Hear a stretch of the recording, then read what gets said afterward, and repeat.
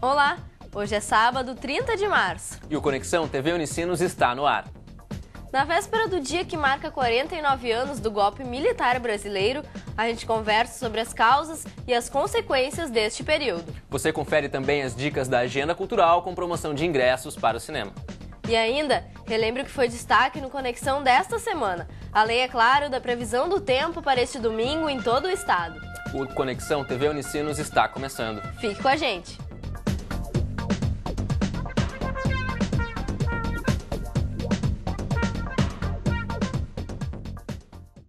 O dia 31 de março de 1964 marcou o golpe de Estado brasileiro, protagonizado pelas forças militares nacionais, culminando no encerramento do governo do então presidente João Goulart. Este domingo marca os 49 anos do início do regime militar brasileiro, que foi um período muito delicado para a imprensa e principalmente para a liberdade de expressão. E para conversar mais com a gente a respeito deste assunto, recebemos Heloísa Helena Capovilla, professora do programa de pós-graduação em História da Universidade. Seja bem-vinda, professora. Olá. Obrigada. Bom dia para vocês. Bom dia, professora. Tudo bem? Então, professora, para que a gente possa entender melhor o golpe, né, a gente precisa entender um pouco do cenário político da época, né? A senhora acredita que as questões como instabilidade política ou alto custo de vida e a promessa das reformas de base colaboraram para o início desse golpe? Bom, eu diria que, especialmente, a promessa das reformas de base foi praticamente a gota d'água, né, do famoso comício da Central do Brasil, no dia 13 de março de 64. Foi um episódio, assim, vamos dizer assim, quase que final para o desencadeamento. Foi o momento da decisão da necessidade de barrar o governo, né? O governo Goulart. Mas o cenário vinha ao longo do final dos anos 50 e ao longo dos anos 60, se poderia dizer assim, no governo Juscelino Kubitschek não havia. Havia sim. A inflação no governo Kubitschek, em função de Brasília, foi às alturas, então havia uma inflação, mas havia, sobretudo, no final dos anos 50 e ao longo dos 50, portanto, 64 é um cenário preparado quase 10 anos antes, né? Ele tem um avanço das forças populares, conquistas trabalhistas, conquistas de hora de... Então, conquistas sociais importantes para os trabalhadores. E isto vai fazer com que haja medo, digamos assim, ou haja receio por parte dos conservadores, das forças conservadoras, que estava principalmente nas mãos dos empresários e uma ala política no Brasil. Isto também leva a quê? E aí a presença por trás da cortina dos americanos também. Né? Então, e o cenário internacional era muito, abro aspas, perigoso também, no sentido daquele momento. Por quê? Porque no final de 59, no ano de 59, a Revolução Cubana foi vitoriosa, Fidel Castro, né, assume o governo em Cuba. E, por outro lado, há também a presença americana aqui.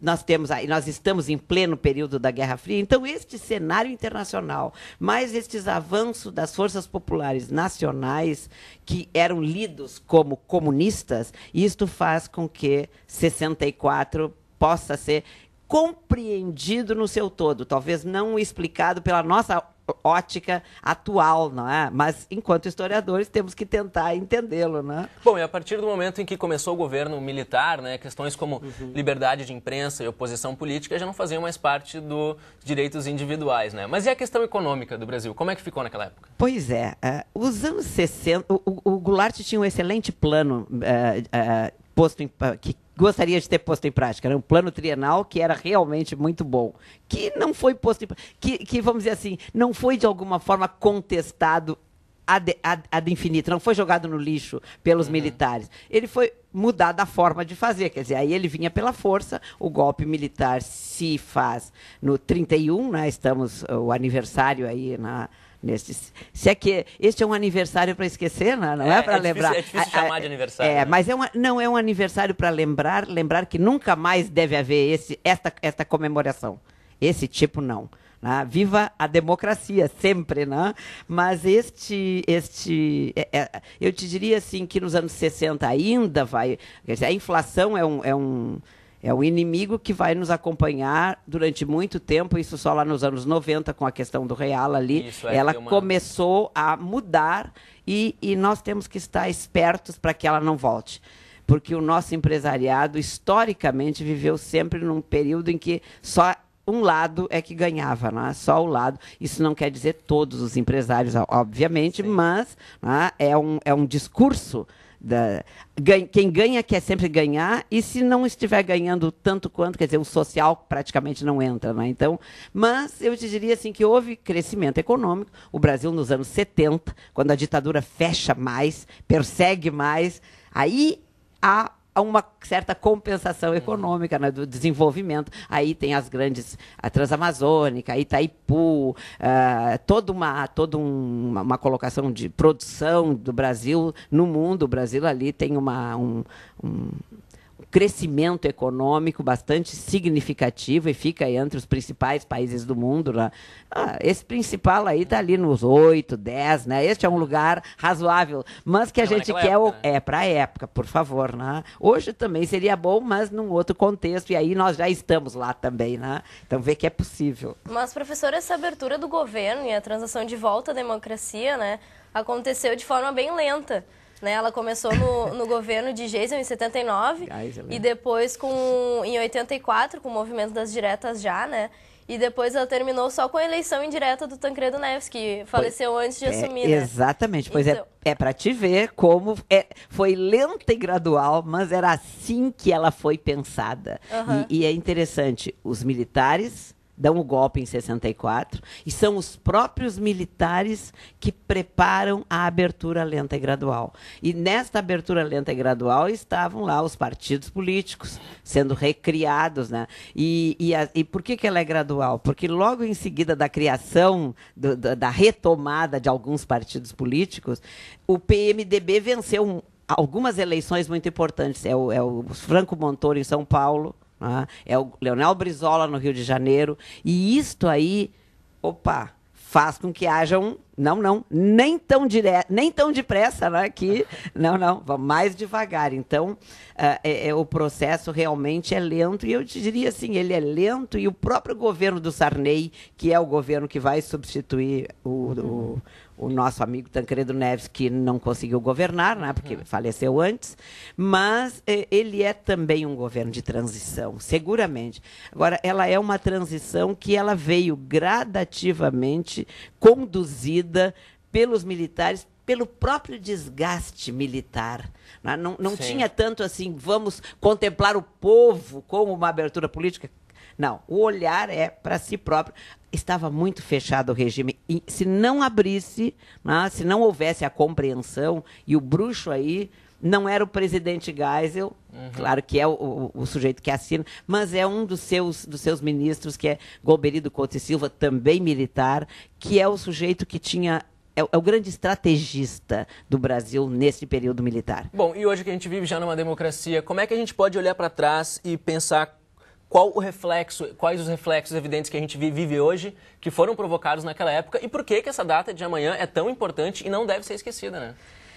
Eu acho que a gente lembra para não esquecer, né? Vamos lembrar do que tivemos para não esquecer, porque aí tu tens toda a questão da perseguição, porque houve um momento em que, especialmente estudantes e as esquerdas, que havia, logicamente, partidos de esquerda no Brasil, né, nesse período, resolveram... resolveram fazer o enfrentamento. E este enfrentamento foi muito doloroso. Foi realmente muito doloroso, e muitas vidas jovens, e outros nem tanto, né, foram ceifadas aí. E logicamente, o governo, enquanto governo, construiu os inimigos. E os inimigos eram estes, né? Porque se tu és a fulana de tal, mas no momento que tu é minha inimiga, e tu não é mais minha inimiga se eu sou governo, tu és inimiga do meu país, tu és contra o meu governo, portanto tu és uma subversiva da ordem. Tu perde esta identidade e passa a assumir visto, né? exatamente uma outra, né? Então acho que a gente tem que pensar isto e pensar que tem que se refletir, sim. Isso, não, depois de tanto tempo também a gente não pode deixar esse assunto morrer, a gente realmente tem que cultivar esse debate. Veja essa questão da Comissão da Verdade, né? Que é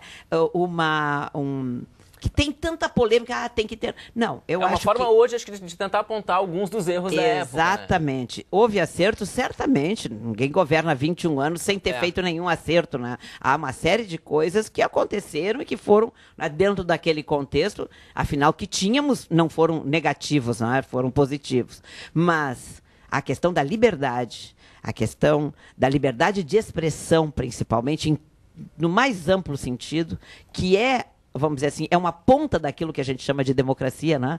Ela não é a única, mas ela é uma ponta importante. Então, tu poder dizer... E hoje as pessoas dizem, mas tem tanta... Não, vamos olhar. E acho assim que o caso talvez exemplar seja o do Vladimir Herzog, né? Que recentemente, inclusive, foi alterada a certidão de óbito dele, dizendo que ele realmente não foi suicídio, né? A causa da morte. Ele não se suicidou ajoelhado, né? Imagina, né? Enfim. Né? Mas eu acho que isso é um exemplo do papel dessa Comissão da Verdade, né? Eu acho que este é um papel, assim, resgata os mortos. Há muitos mortos sem corpo. Né? Tu pode dizer, mas como morreu se não tem corpo? Pois é. Pois eu temos acho que é para isso que essa discussão é tão saudável, né? Que a gente também não pode deixar ela morrer. Professora, a gente agradece muito a presença da senhora, muito bom esse papo. E obrigado pelas informações, até a próxima. Obrigada a vocês. Até mais. A seguir, tem dicas de filmes e shows para todos os gostos na Agenda Cultural. E não esqueça que tem a promoção de ingressos para o cinema É um Instante Só. Não saia daí.